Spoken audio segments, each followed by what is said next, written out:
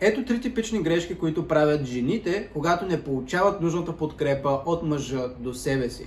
На първо място те започват да му се дразнят и раздразнението само по себе си не е грешка, но начинът, по който реагират на раздразнението е грешка. Защото какво правят те? Те започват да се оплакват, да изискват неща от партньора си и да изкарват все едно раздразнението си върху него.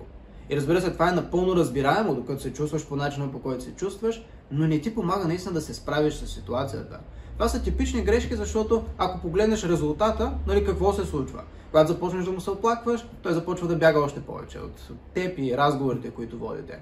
Когато започваш да изискваш неща от него, той сякаш нарочно се бори с тези изисквания и не иска да се справи с това. Когато му се дразниш директно и му се оплакваш и му се караш и все едно той е виновен за твоите проблеми, той сякаш изцяло избягва, отива при приятелите си, има нещо друго, като хоби, приятели или каквото и да е, само не и нали, повече време с теб. Докато жената има нужда просто от малко подкрепа, с тези три типични грешки тя не може да получи нужната подкрепа от мъжа до себе си. И ако искаш да научиш всъщност какъв е правилният подход, ако искаш да получиш нужната подкрепа от мъжа, така че той да иска реално да ти я даде, значи определено искаш да изгледаш и това видео тук.